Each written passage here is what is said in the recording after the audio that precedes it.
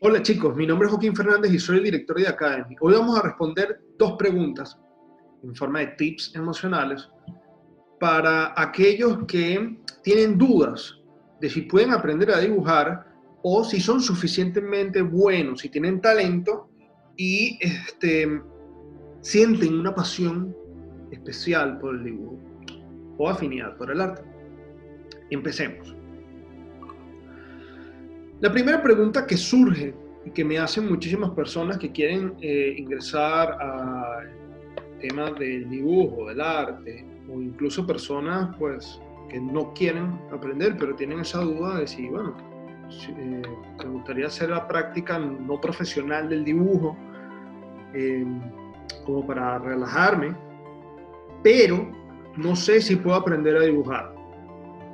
La respuesta es que todos podemos aprender a dibujar. Entonces, para responder a esta pregunta, lo primero que voy a hacer es invitarte a que veas mi TED Talk de la edición 2020 de TED Casco Viejo, que fue el pasado mes de agosto, donde hice una especie de hilo conductor, una narrativa que conecta el cómic con nuestro origen y cómo nosotros empezamos a comunicarnos a través del dibujo. Entonces, específicamente el tema del dibujo nos remonta hace unos cientos de miles de años, cuando éramos apenas unos 10.000 Homo sapiens, y en las cuevas de Blombos, que quedan específicamente en Sudáfrica, empezamos a desarrollar la habilidad de comunicarnos a través del dibujo.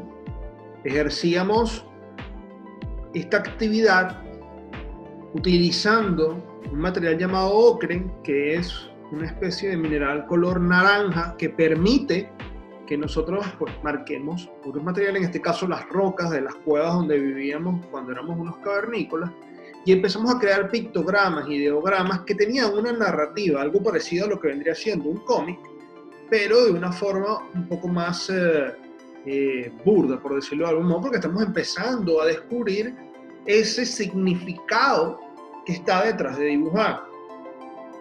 Entonces empezamos a ver esos petroglifos donde se notan que estamos descubriendo lo importante de la figura humana, que siempre está el hombre representado como debe estar representado, 4 extremidades y la cabeza, y ejecutando una acción con el entorno.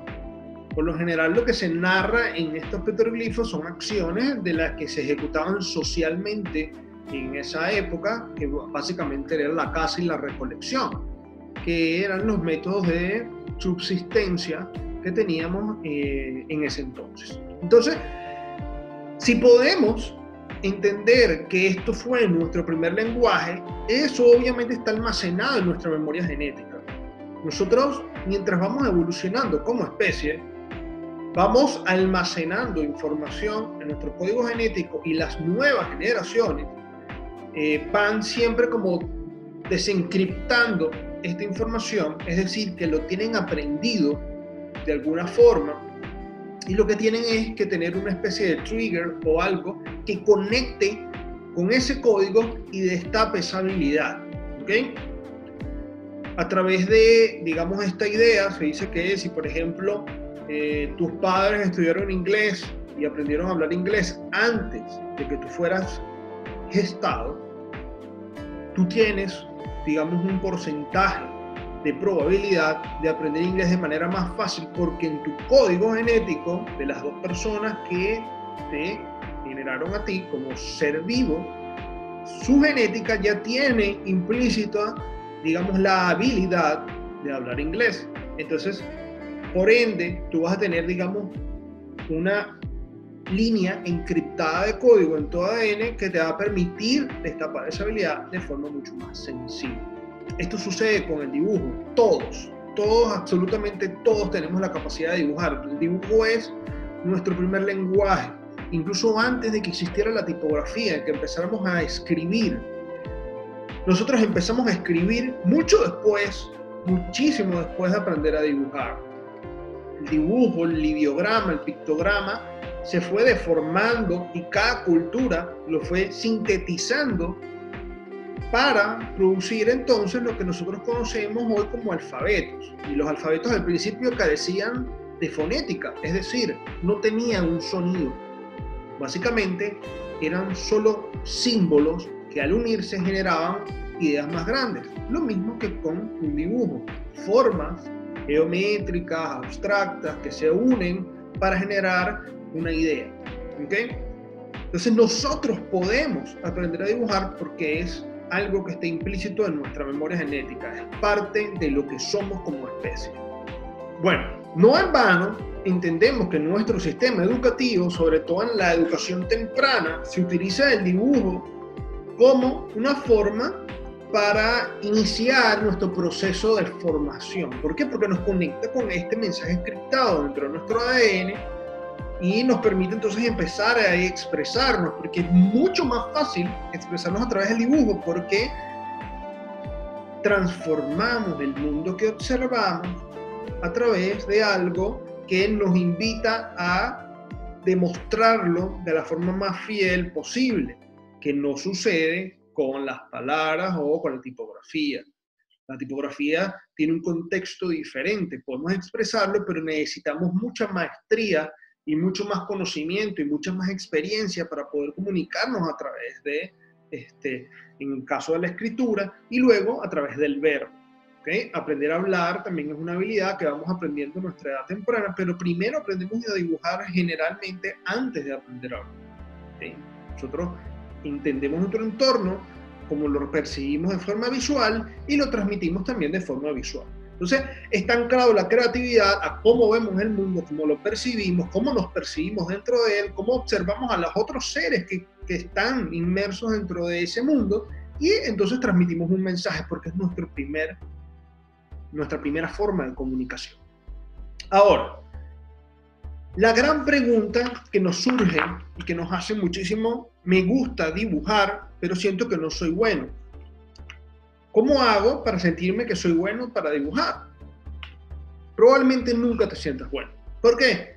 Porque como ya tocamos en el anterior video, generalmente caemos en el error de la comparación. Estamos observando a grandes maestros, nos referenciamos por grandes pintores, artistas, y queremos lograr esa expresión de una forma fácil, sencilla, rápida, siempre buscando los atajos. En el arte no hay atajos, como en general en casi todas las cosas de la vida no los hay. El dibujo requiere mucha disciplina, muchísimo trabajo y práctica. La práctica hace al maestro. La comparación lo que hace es que nosotros no analicemos y no entendamos el contexto. Esas personas que nosotros admiramos y las personas con las cuales nosotros nos identificamos y quisiéramos lograr expresarnos como ellos lo hacen, son personas que se dedicaron muchísimo tiempo a practicar. No sabemos cuántos años.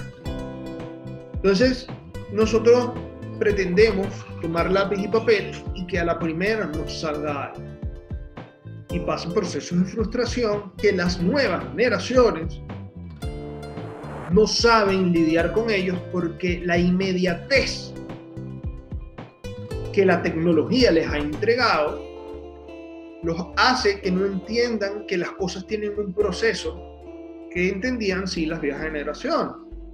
Un proceso que es lento, que requiere de tiempo, que requiere de paciencia. Entonces, básicamente, lo que nosotros tenemos que entender es que el dibujo es una habilidad que nosotros podemos desarrollar y que nos permite, digamos, avanzar como especie, porque nos permite transformar las ideas que están en ese mundo abstracto, ese mundo imaginario, ese mundo de la creación que se llama creatividad. Esa acción de la creatividad nos permite descargar a través del dibujo y poner en papel esas cosas que nosotros queremos enseñarle a otros.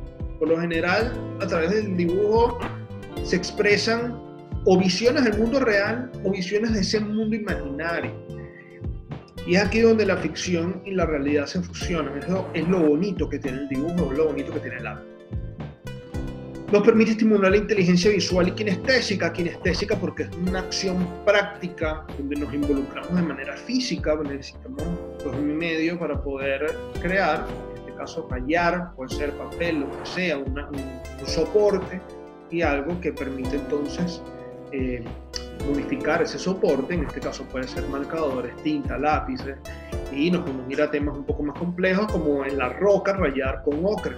Entonces, es una acción kinestésica y es 100% visual porque es percibida a través de la vista, el sentido de la vista, como dije antes, nos conecta con nuestra percepción del entorno y cómo nosotros observamos el entorno y observamos a los seres protagonistas del entorno, que es el humano, y son otros seres vivos que están en el entorno.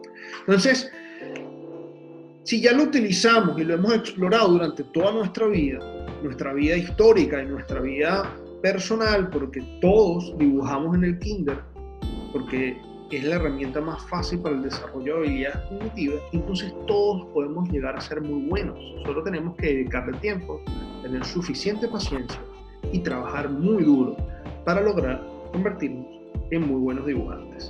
Así que ya saben, chicos, si quieren ser buenos, pueden llegar a serlo. Solo depende de que sean disciplinados. Nos vemos pronto.